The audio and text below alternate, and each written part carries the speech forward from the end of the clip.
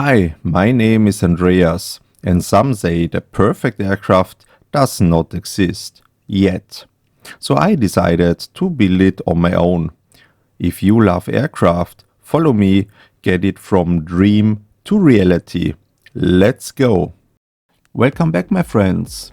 The last week we mostly spent the time working on the schematics for the hydraulic system and also calculating the remaining values for the detachable wing spars.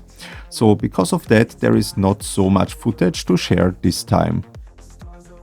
We still managed to attach the engine inlet adapters.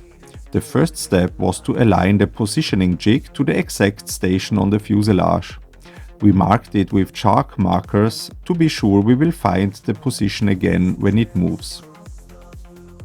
The jig itself is not very stiff, but in the end it doesn't matter, as it only has to provide the correct position and then we won't need it any further. Next up, we are carefully inserting the adapters and align them in both position and angle. This is important so that there will be a straight airflow with minimal drag in cruise condition. Tom is measuring whether the inlet adapters are symmetrical to the wooden beam. This ensures that the angle is perfectly aligned to what the airflow will later be. Here you can see the port side inlet adapter provisorically attached.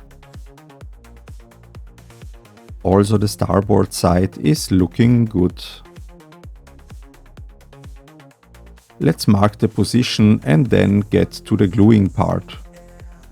At first we planned to glue it on while still being on the positioning jig, but we changed our mind and decided to attach them by hand and then use belts to add pressure.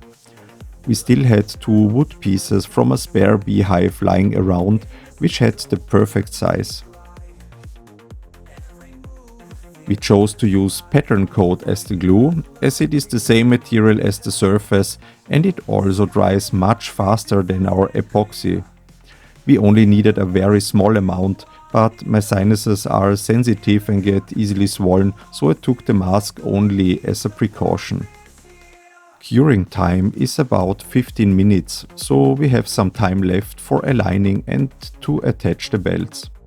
We use the remaining pattern coat to fill the gaps, but there will be a bit of fairing to be done the next time anyhow. Here you can see that the curvature is perfect and how much fairing will be needed. So that's it for today. If you liked it, leave a thumbs up and see you the next time when we create the molds for the elevator. Enjoy your weekend and fly safe, fly Horus.